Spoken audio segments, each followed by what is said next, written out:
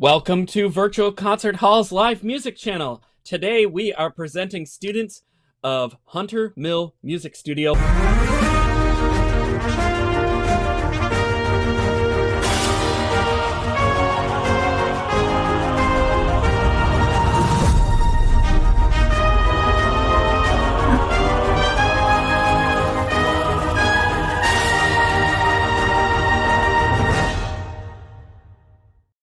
Yes, and today we are here with the Hunter Mill Music Studio, and they'll be performing concertos from various periods. We will have a judge, which is also me, providing immediate feedback for all of the students who are performing today. They're all going to be wonderful. In the Hunter Mill Studio, they provide a nurturing atmosphere for students' personal growth. We will help them learn technical skills necessary to be confident players, but more importantly, we teach them from the art of communicating and expression through musical language. We teach our students a wide variety of repertoire, both solo and in chamber music collaboration, stage presence, and ability to speak poetically and artistically and show discipline and have intelligent approaches to practicing supporting subjects such as music theory and history. Our students participate in numerous performances in varied settings: recitals, festivals, competitions, presentations, skill tests, TV shows, professional recording sessions, and much more. They perform on stages as contrasting as retirement communities at Carnegie Hall or at the Kennedy Center. We hope to send our students off with true lifelong love for musical arts and strong skills, which will allow them to continue to enjoy making music and bringing joy to themselves and others. And you can learn more about the Hunter Mill Music Studio here by visiting their website, which is huntermillmusicstudio.com. So we have a short mission video to play here, which you can enjoy right now.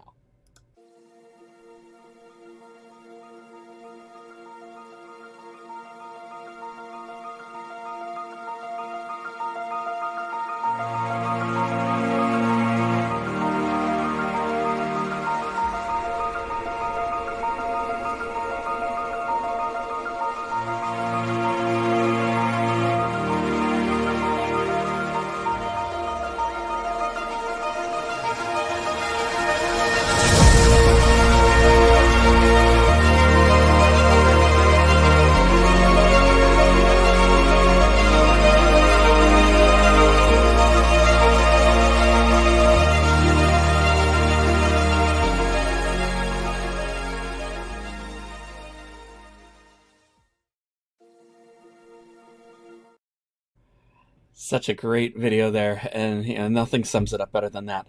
I would like to just mention before we start this musical greatness that we're streaming on all major platforms, and if you're watching, leave a comment and we can put it up on the screen. Just leave a little compliment for the performers and they'll be able to see that there. We'll get that up on the screen, and if there's a question, we can try to answer it.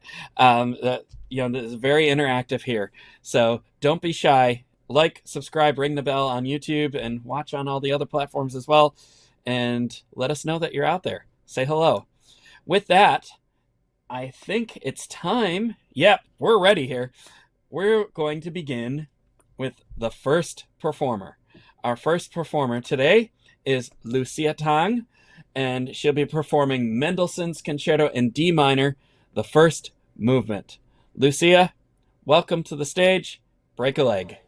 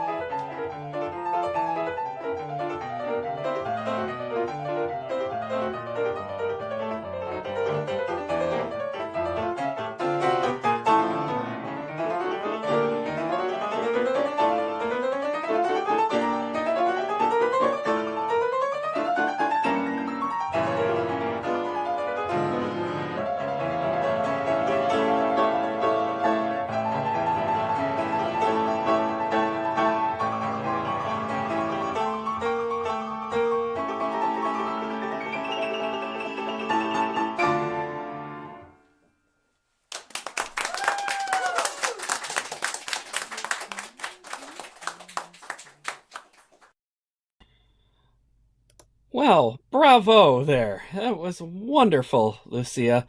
Congratulations. And yeah, I have an unfair advantage here because I've heard you play this so many times over the last month. And I do have to say that every time you have played it in front of me, it has improved exponentially. So, congratulations to you. I did notice one general thing which I will share with you, and you can go back and watch it later. Before the second last tutti, maybe like a minute before or so, that you have all these arpeggios that go down, these cascading arpeggios, and I noticed there more so than the rest of the piece that your fingers are just starting to come out of the keys a little bit. You don't have your fingers fully set on the keys ready to go. You're setting the fingers as you're playing the note, and that is just something that the fight that we all fight and try to get better with, but that's just something that can easily start happening, especially as you're getting comfortable with a piece that you've played so many times. You need to go back and just really treat this piece as if it were a brand new piece and work on it slow with all the and reinforce all the technical motions that you and your teacher have worked on, and then start working it up from there. And it'll come back all the stronger. But I think that when you get comfortable, we just kind of take it for granted that we know it. And the fingers like to think that they know what they're doing all the time, but they really don't. They don't have a mind of their own. So that's all I would recommend, especially like in those octave sections there where you're bump, bump, bump, bump, bump, bump, bump. Make sure that you are set over the keys before playing it, not just, but I can't show you with that keyboard. But in any case, it's minute for today, but in the longer term, I think it'll help strengthen and it'll definitely produce more clarity in your sound and is really a finishing touch thing. So congratulations. Did you have any questions you wanted to ask or anything you wanted to say? No, I just want to say thank you for the comments and taking time to listen to me today. Oh, I can barely hear you. You might have to speak towards a mic.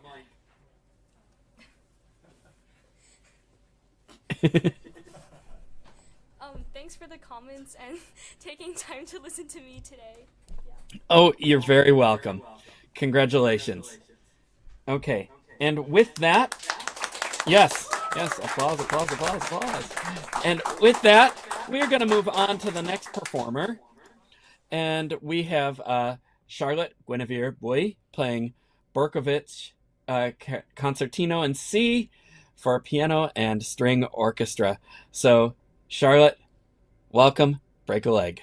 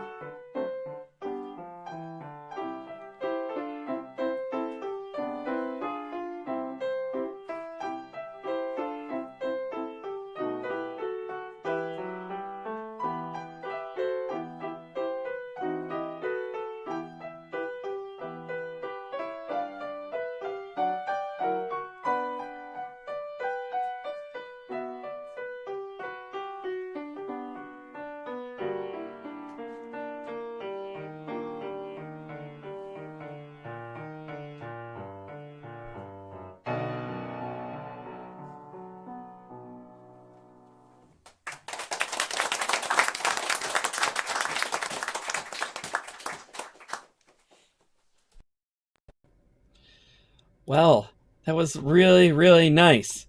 Congratulations. Well prepared, well thought out and with great character.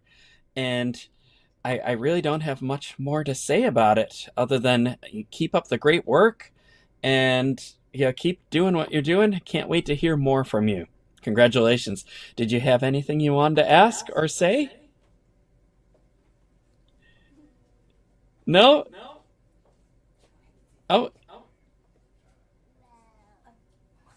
Thanks for the comments and bye. you're welcome. Bye bye now. All right. Next up, we have Jonathan Hammer playing some Ligeti, Musica Ricercata number 2. And then I understand there's a video of that he made of the 6th piece. So we are going to enjoy that now. And Jonathan, welcome to the stage.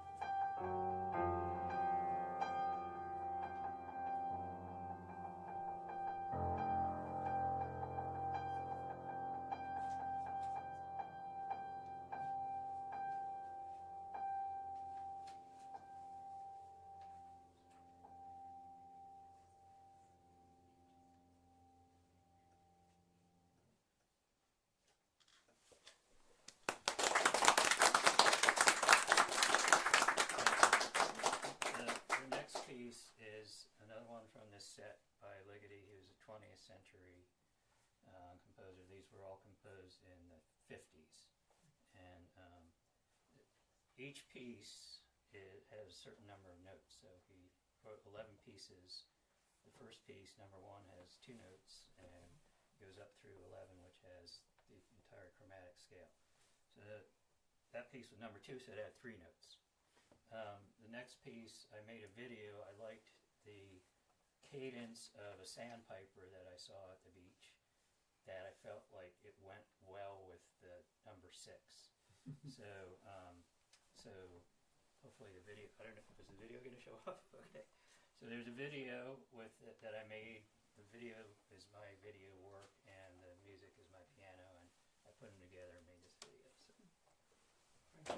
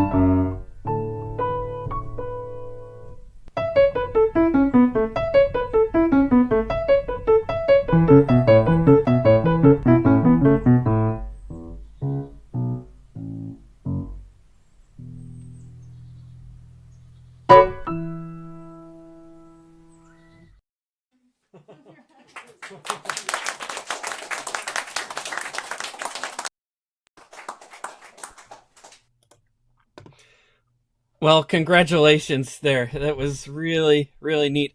And we don't get to hear much Ligeti. I mean, as you hear, it's complex, and it, although there were some slow passages and repeated passages in there, it's not the easiest thing to play, or even the easiest thing to memorize. So congratulations on that. That's just getting the sequence down and playing confidently is a feat in itself for music like this. And it was a wonderful presentation. I really enjoyed the video. I mean, it's just neat seeing the bird around the beach and all that, and it's very creative, and I really appreciate that. One thing that I would comment on generally is just making sure that your hands are playing everything together, particularly in that last piece. A couple times they just got a little off, and what you really want to do is just make sure, it's tedious sometimes, but that you're just doing every note together with full arm and wrist motion and technique and all the stuff that you've worked on that part of the lessons, just reincorporating that.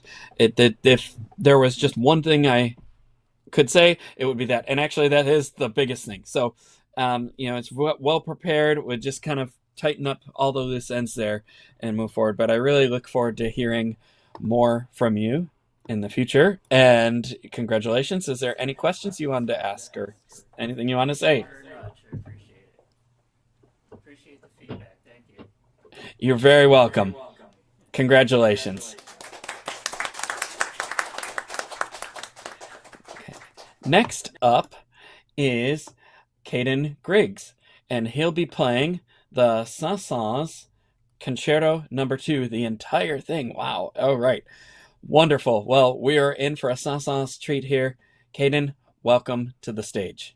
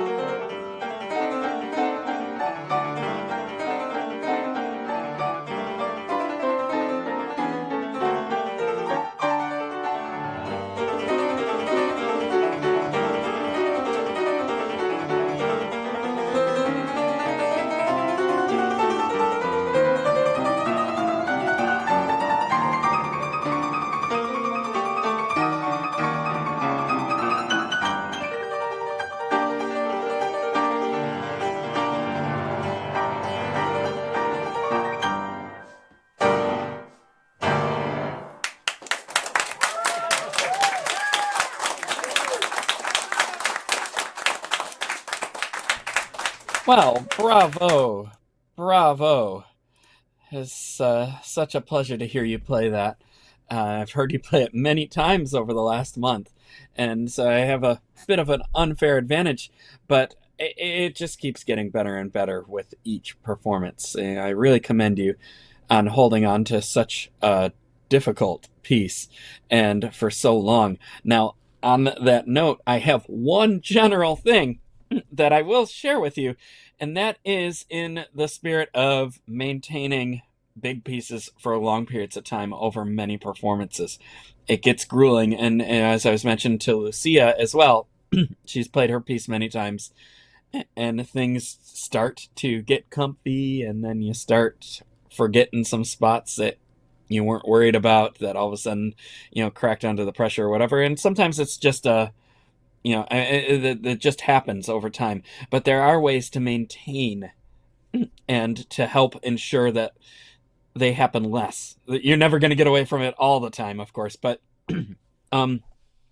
memory is our worst enemy sometimes. Yeah, and there was that small little slip there where you had all those trills going, and I have to say, you pulled it back together without stopping better than could have been expected, which does show that you know it really, really well. But it's one of those things, too, where it just keeps moving to a different key, and one wrong finger, not one wrong note, but one wrong finger can send you off on a path of wrong notes or into a different sequence, and you don't realize it until after it happened. And I'm sure that's what happened here today, but you found your way back, which is even harder to do than without stopping. So congratulations. But one thing I would challenge you to do to test your memory, you'll need to do this with the score at first and a metronome.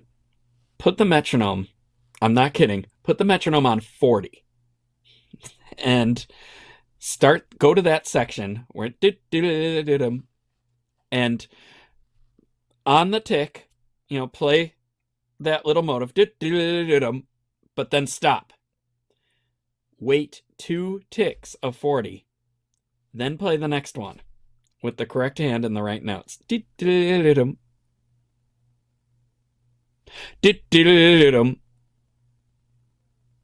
It will be mind-grueling. You will need a big meal when you are done with that. But if you can get through something that broken and fragmented, that will help ensure that you know where to go easier when you close those gaps. And that is a trick that was passed down to me that has worked wonders for me, especially when I was on tour all over the world and playing the same program night after night. It gets to you after a while. And that was the one thing that I constantly did in between performances to ensure that wouldn't happen. And once I learned that method, it happened less and less. It almost never happened. So I'm just passing that on to you. You can take it as you like. You can hit me later after it annoys you. You can do all the above, but it's just in the spirit of maintaining pieces that you're going to play over and over again, and trying to relearn it as if it were a new piece again. You're really doing an extraordinary job here, and I really don't have anything else to say other than that. So, congratulations. Did you have anything you wanted to ask or add? I just like to say thank you for listening to my piece 5 times now and giving me fresh comments. Has it been 5 times? Yeah, this is the 5th. Wow. Oh my gosh. Wow. Well, it keeps getting better and better each time, and it never gets boring. Congratulations.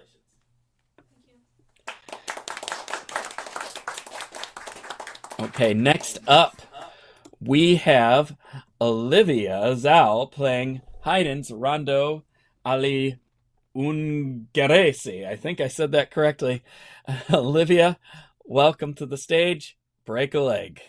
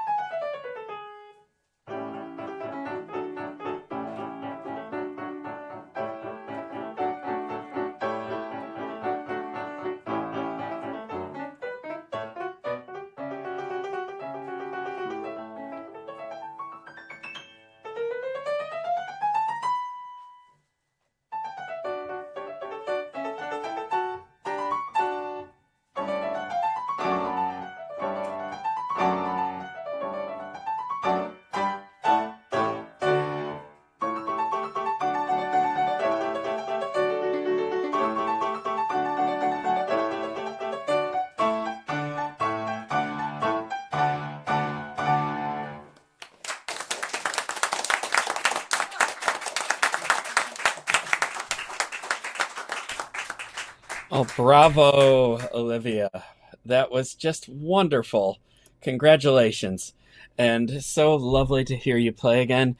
If I had one thing to say, and I just really have one thing, so um, I would just say I'd love to hear you having more fun with it. You've prepared this so beautifully.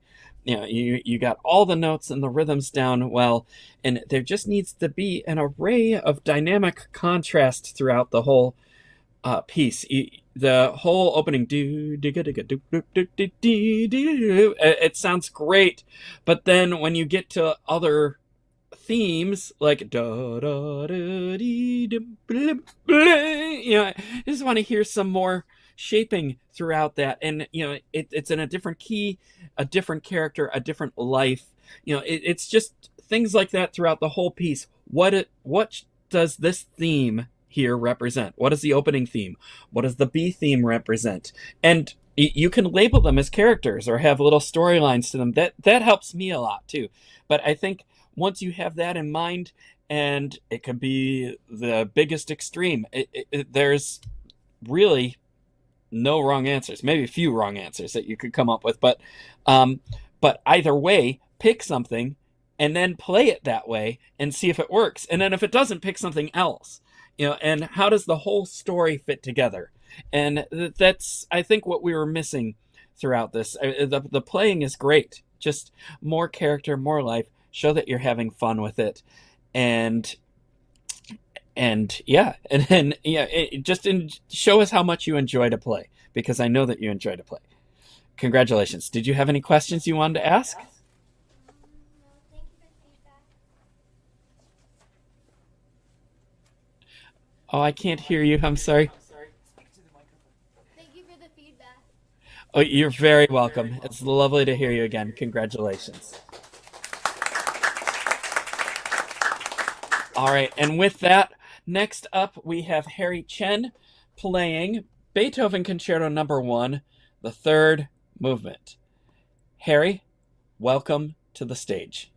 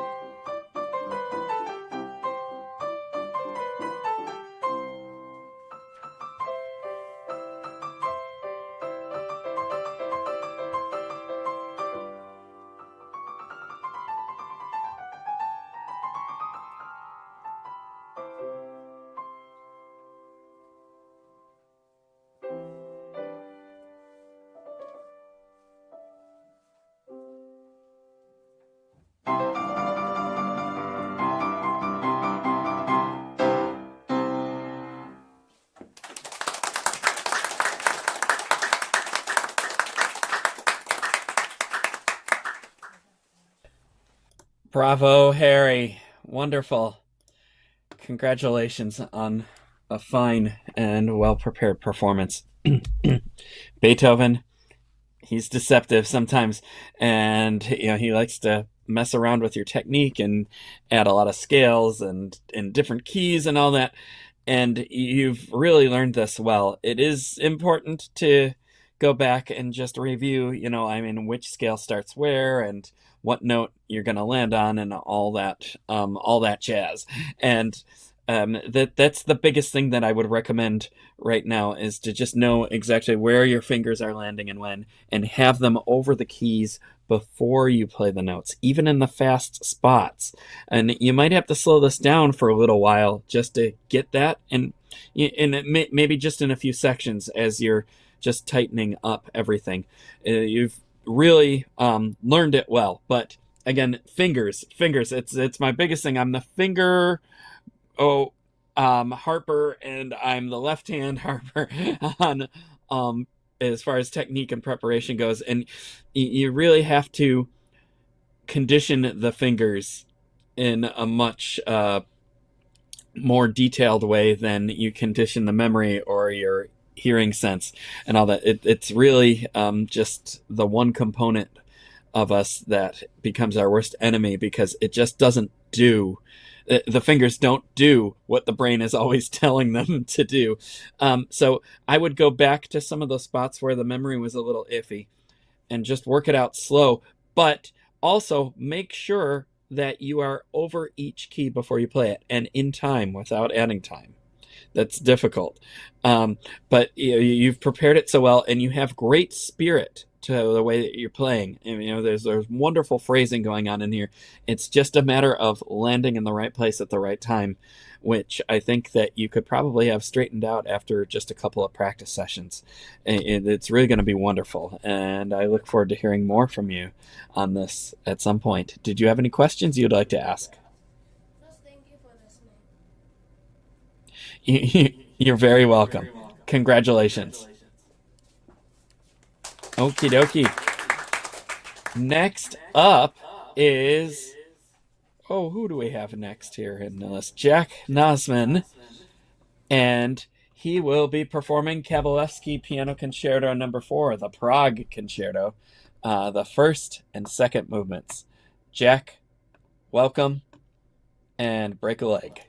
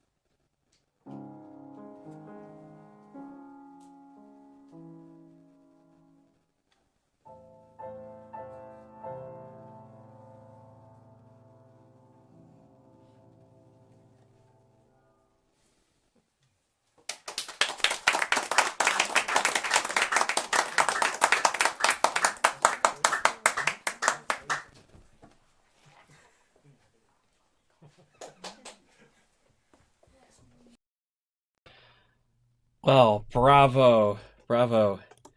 And very well prepared and memorized. And this is not an easy style to learn and memorize per se, and to um, portray very well. I think that I don't know this piece as well as I know some of the other Kavalevsky concertos, but I know the style well enough to know that the one thing that was lacking the most for me is just the character and the whole spirit of it. Now, on that note, I will corroborate that just getting all the right notes and memorized is a tremendous feat for a piece like this. And it's just one more thing to incorporate now is just the dynamic contrast and the spirit, and it might have a brighter tempo in the first a little bit, but first movement a little bit, but aside from that, you've done a really wonderful job preparing it, and I really enjoyed listening to you play. Did you have any questions? No, thank you very much. I will try to work on your marks as best as I can. You're very welcome. Congratulations.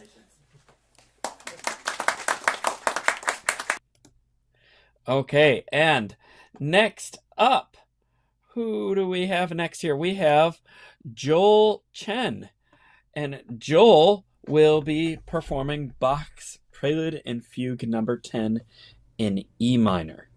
Joel, welcome to the stage, and break a leg.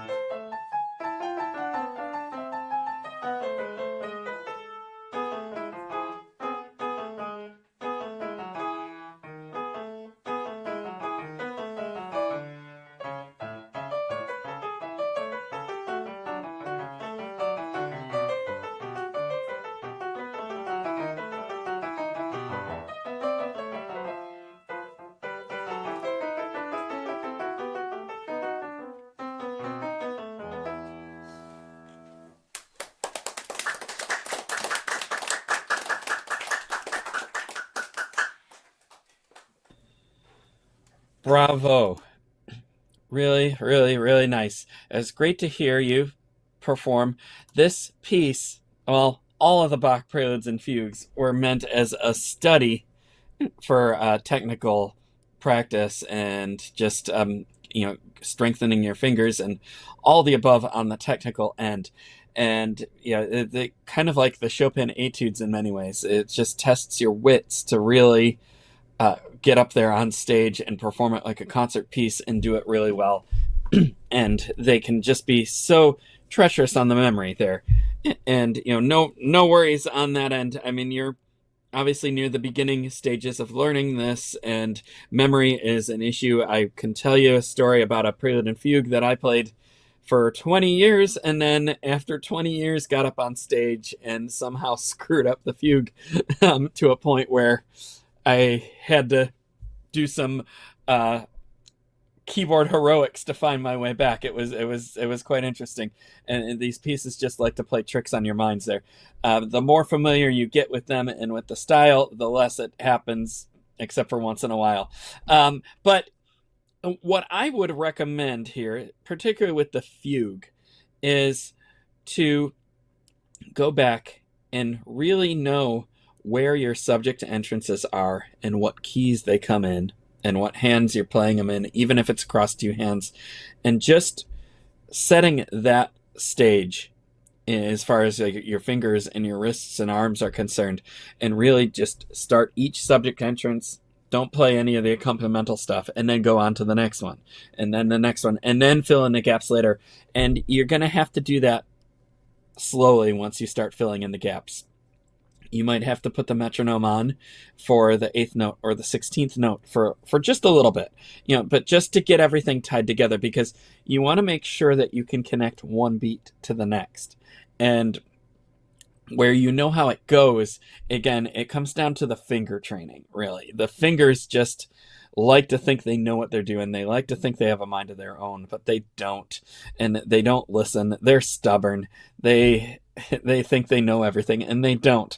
But that's just one of the disciplines that we have to struggle with and work with every day as pianists, is getting the fingers to know the path so that they can actually feel like they really do know everything, and they do know everything. If that doesn't make sense, maybe I can find another way to explain it. But another thing to work with within the fingers slowly is really getting to the bottom of each key. And you might, the metronome will help you with that too, but doom, bum, bum, bum, bum, bum, really making sure that you're getting to the bottom of each key and connecting one finger to the next. And I think that's something that you could probably fix in a few practice sessions, maybe one more lesson, and you'd be in a completely different place with this, and it would sound like a different piece. It would sound like a different pianist, just from a few extra hours of work doing that.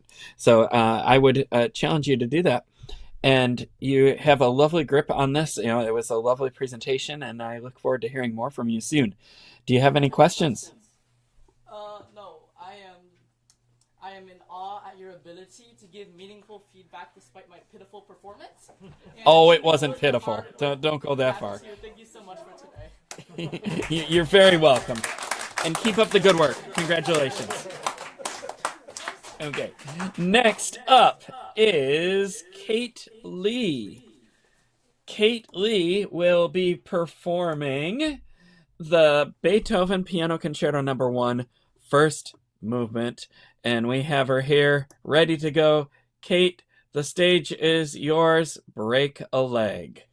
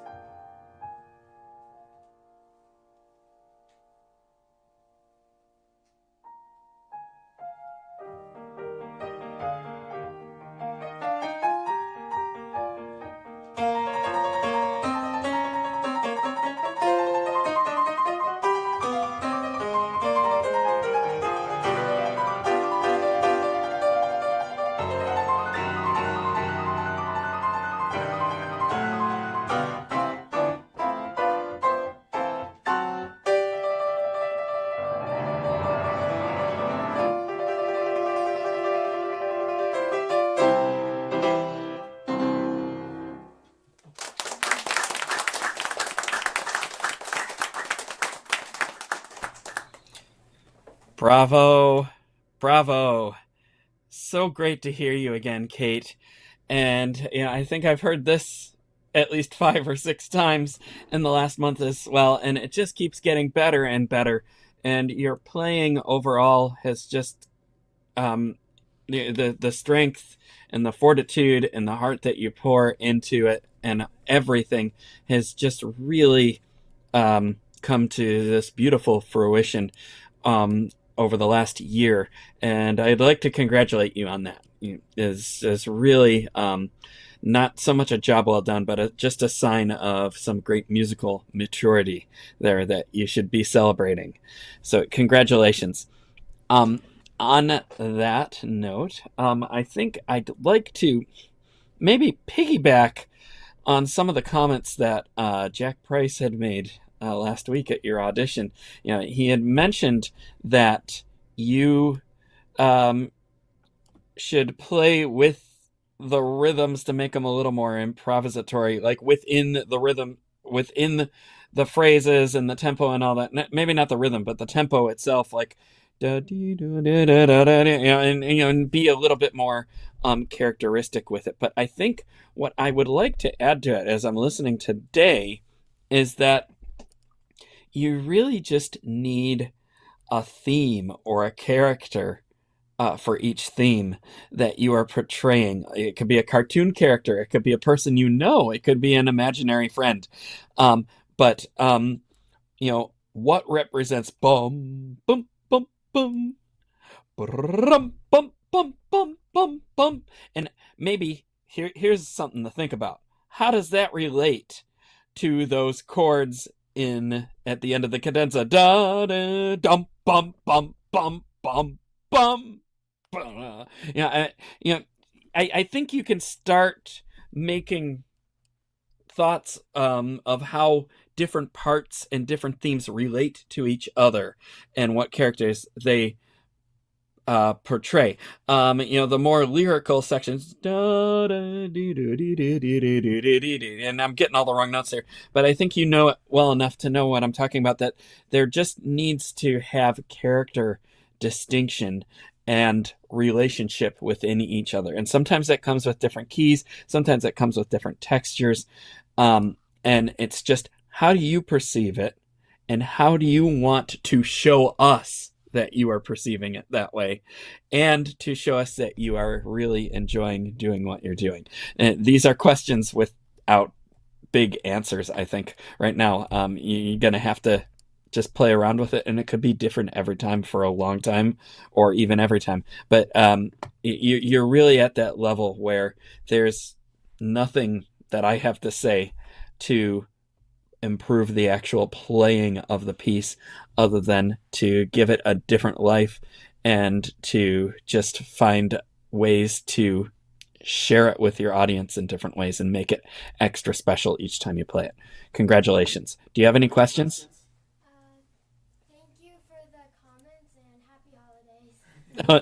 You're very welcome. Happy holidays. Congratulations.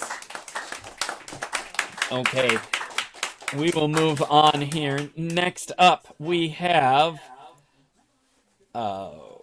where is this here? Oh, Dale Dean and Mary Lures on flute, playing an arrangement of Rachmaninoff's Vocalise.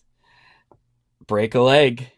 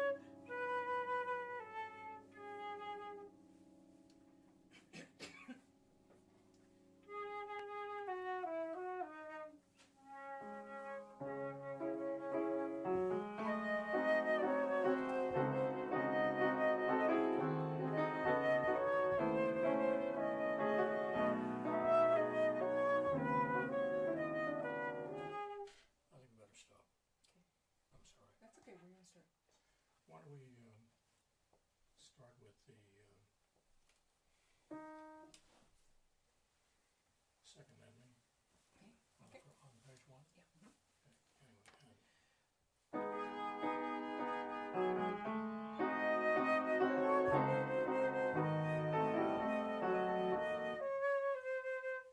I think we better stop. I'm sorry. I think we should have stopped. Okay. Okay. My apologies. Okay.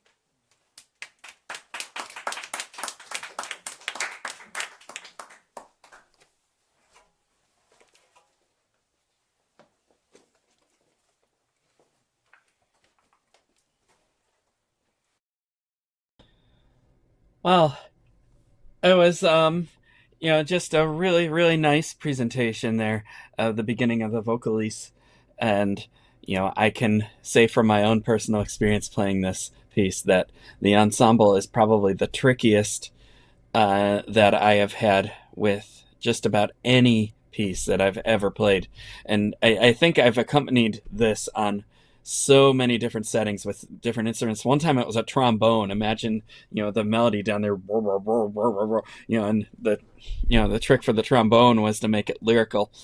But all those interplays, and all that fit like a glove so perfectly, yet are so hard to get all the timing worked out. And even last year when I was playing this, I think with a violinist, and that it was all the same timing issues. Anytime I get with someone to put this together, it's just one of those things where you love it and you hate it all at the same time. And then once you get it together, then it's like how was it never together before? It's really hard to explain, but you're on your way to that, both of you. You have a good communication within your ensemble together. It needs a little bit more, but what really does help is to know each other's part inside and out too. With a piece like this, it's just it is essential to do what I recommend to anyone who plays a piece like this. Usually the instrumental soloist, because they're not reading off of the full score, but I recommend that you take the full score, and in this case find a recording that you really like and only listen to it a couple of times. I'm going to emphasize that because all of your teachers say don't mimic the recordings. Well, I think in this case it's appropriate to do so. Follow the score, both parts, while listening to one of your favorite recordings of it, and just take note about how each line connects to it. Each motive connects to each other within the instruments, and even within both hands of the piano in this case, because there's like 4 separate voices going on here. It's a nightmare, even though it's not technically difficult to execute. To keep everything in line and singing is really, yeah. But take it from a few people that have already worked this out well enough and had the courage to record it, and follow along and just listen and watch, and then go back to your rehearsal and just listen for that within each other. And I think that will make the world a difference. And usually when I mention that to people, they come back 2 or 3 days later and it's so much easier. So that's what I would recommend in the interim. And then bring it back here for us to hear the rest of, because I'm sure you're going to do extraordinary work. Did you have any questions you wanted to ask? Thank you very much for your feedback. You're very welcome. Congratulations and keep up the good work. Thank you. All right, next up, yes. Next up we have Joanna Chow, and she'll be playing Mendelssohn Piano Concerto No. 1 in G minor, first movement. Joanna, welcome, and break a leg.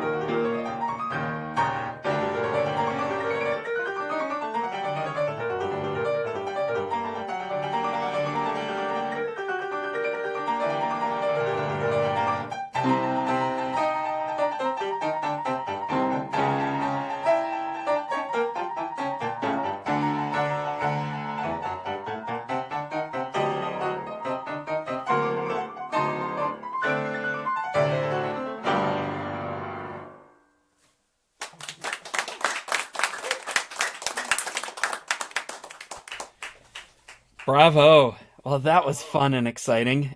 Congratulations.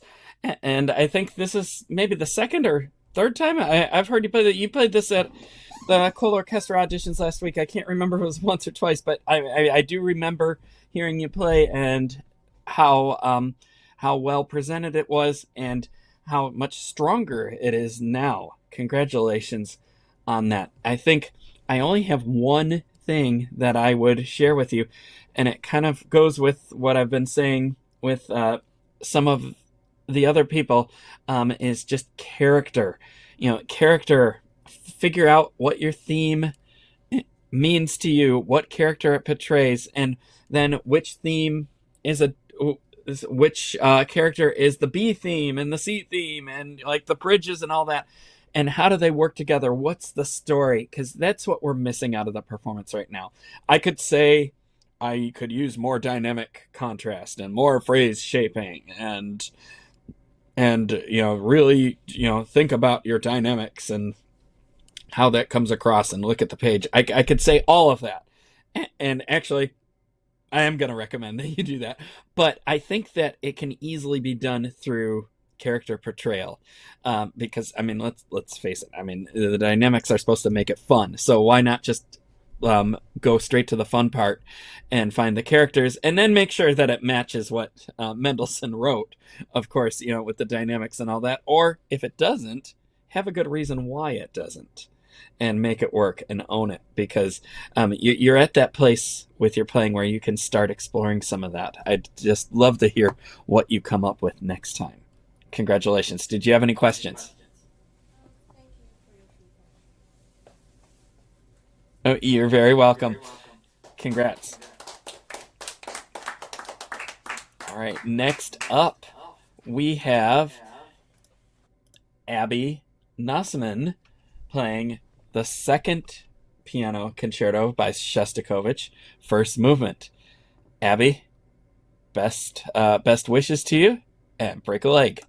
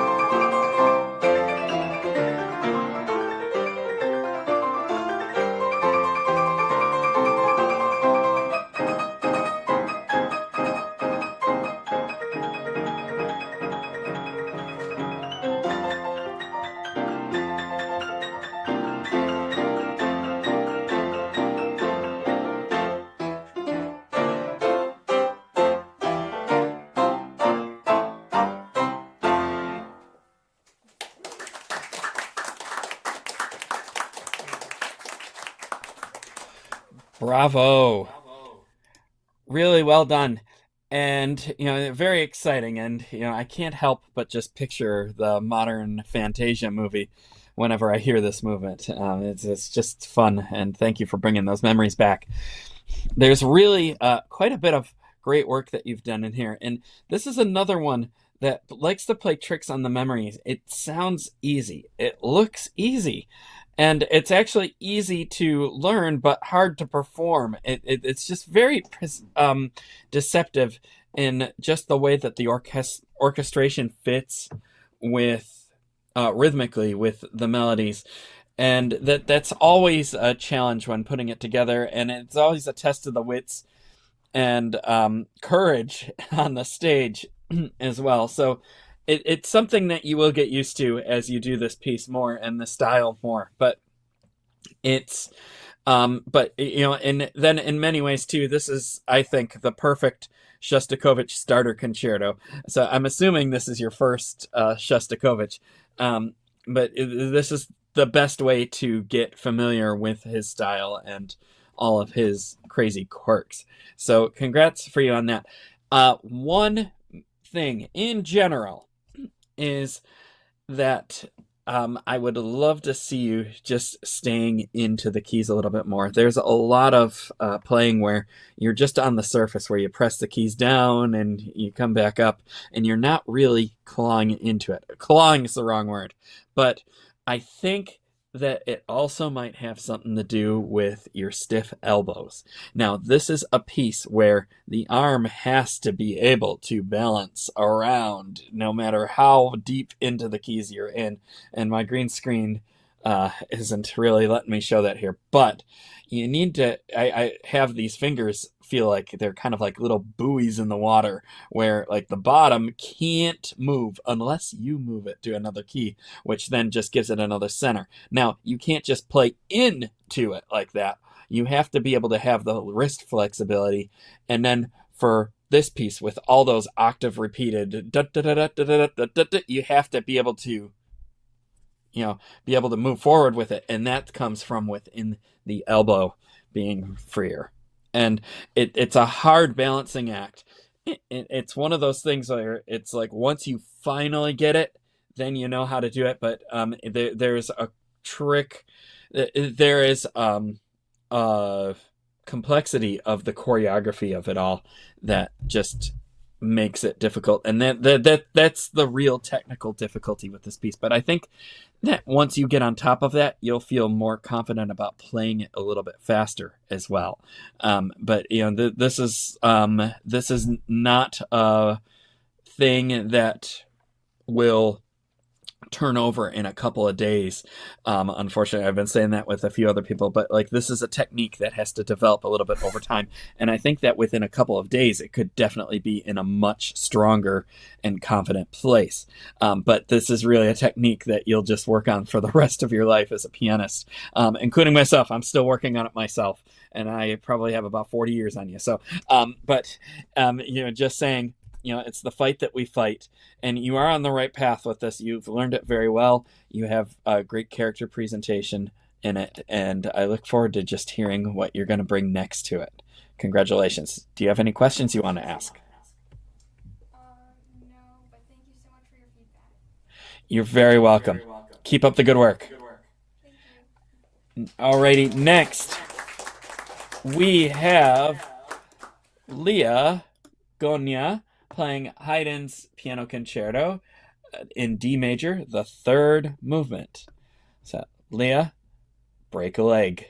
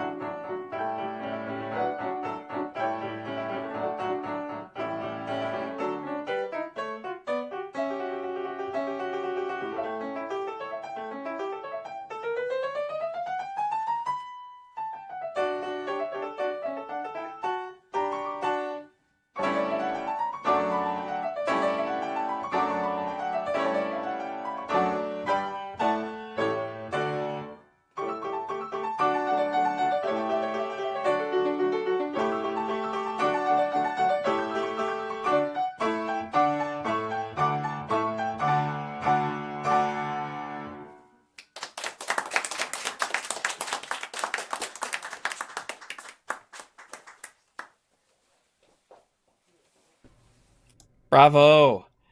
Congratulations. You know, this is always a fun concerto to play, and it does have its quirks where, you want something to be in one key, and then all of a sudden it's not, and then it's in another key. And, that's just the trick of memorizing big pieces is where does it go next, and how does it go next, and what does it sound like? And you're very close to that. I can tell you know this piece well in its own fragments. It's just about getting it connected better. Now, one thing I noticed right away that I will pass on to you is when you get up on stage, it is easy to get caught up in the nerves before you start playing. And, it's a great place for it too. I mean, you're thinking about your performance, the spotlight is on you, everyone's looking at you, and you just, the piece leaves you for a second. My advice would be to take as much time as you need to refocus and just hear your piece before you start playing. Even if it takes a minute, just hear at least the opening phrase in tempo in your mind a couple of times, and then take a few deep breaths and just relax.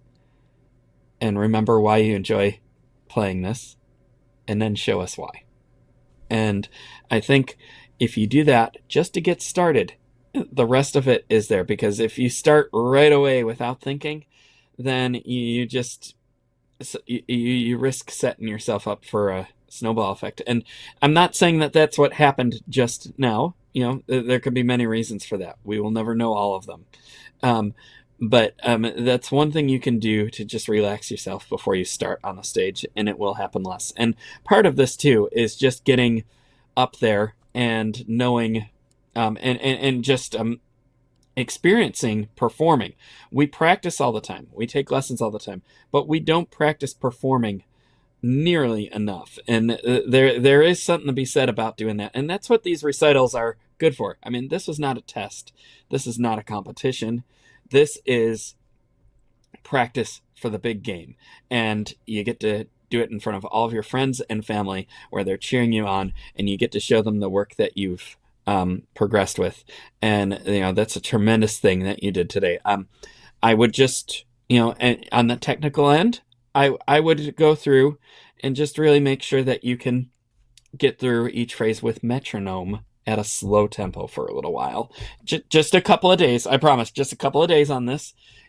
Each phrase, slow to fast, work it back up again, and then go through and just figure out, what key changes are happening when with each melody, and what arpeggiations you have, and all that other stuff, which I think will come into better focus once you've done the slow work.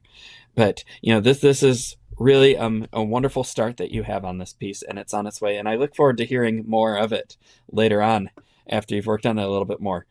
Do you have any questions you'd like to ask? No, thank you for your feedback. You're very welcome. Congratulations.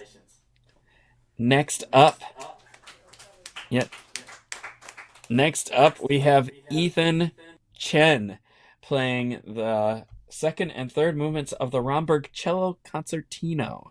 And we have cello here. We're getting everything all set up to go. And this will be a fun change up to piano music. And we have more chamber music, which is always great. We never have enough chamber music here. And it looks like he's all ready to go. So I'm going to bring him in here. Ethan, break a leg.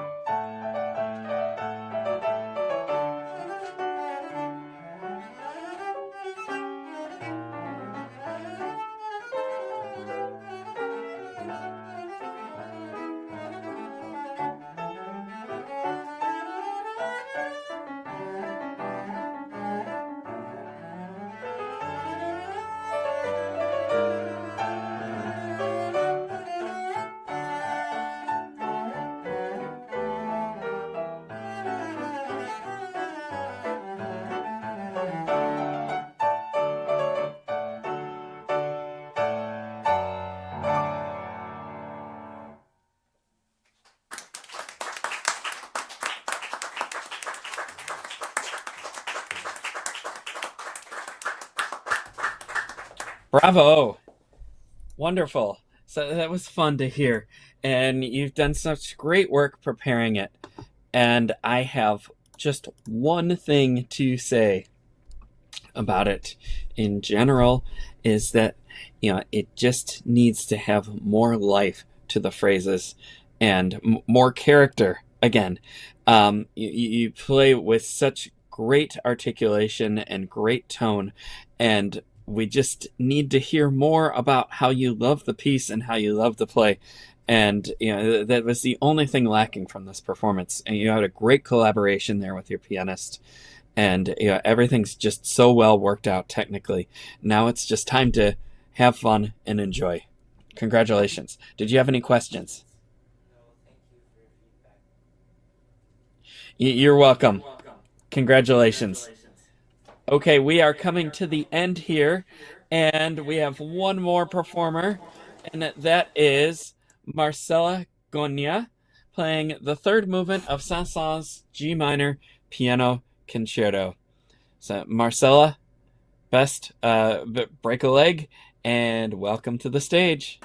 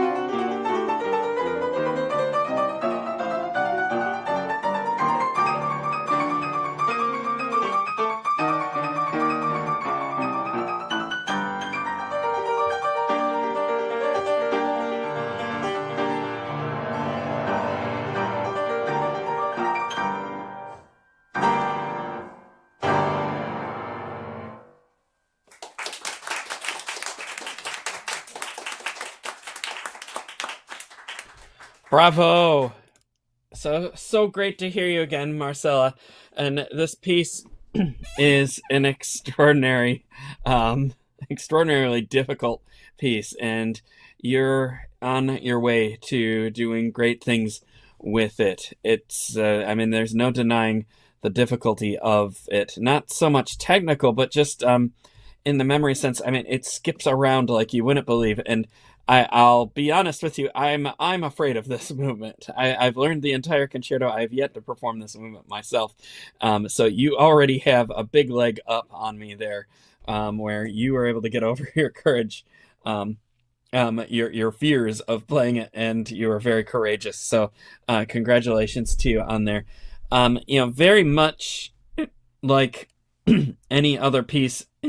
Sometimes when you're going from one relationship, one phrase relationship to another, even within phrases where it just jumps around, switching hands and keys, you really have to know exactly where you're landing and when, and just how it connects. And this piece is brutal, especially in that section where it's like all the two-beat sub-phrases and trills, and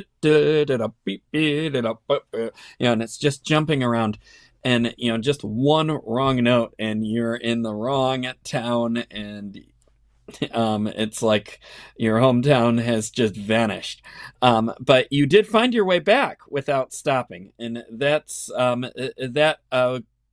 should not go unrewarded, because that's a tremendous feat in itself as well. It shows that you know the piece well enough that if you just get off a little bit, you're going to find your way back. But there's still quite a bit of work to do, and on the memory side of it, and that is really just picking each little phrase apart, putting time in between it, and being able to know what phrase comes next. And you can use your score to do that as well. But just, play a sub phrase and stop and wait, and then go to the next one and stop and wait. And your brain is going to quickly learn which key goes where, but you're going to have to do that over and over a few times. When you close the gap, you're just going to be like butter. And it's going to be so much easier. And I think that's the best I can offer you there, for bringing up the memory aspect of this piece. Right? It's on its way, and I look forward to hearing what you do with it in the future, because it's going to be wonderful. Did you have any questions? I did not. Thank you for the feedback. Nice to see you again. You're very welcome.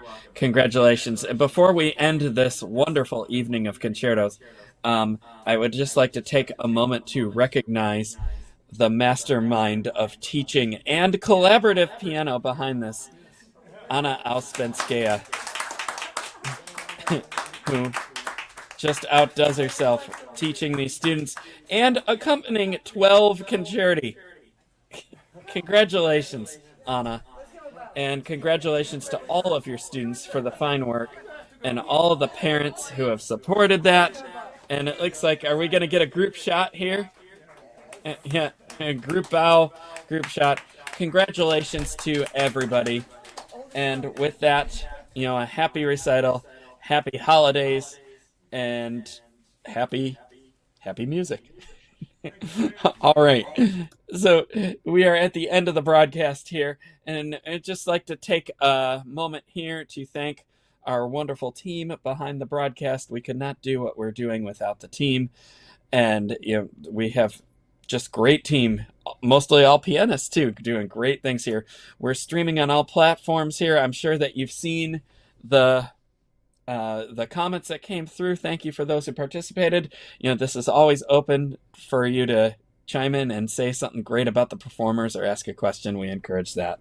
So thank you all for tuning in today. My name is James Welch, and we've been here with the Hunter Mill Music Studio recital, the students of Anna Ouspenskaya, and it's been a lovely evening. Have a wonderful night.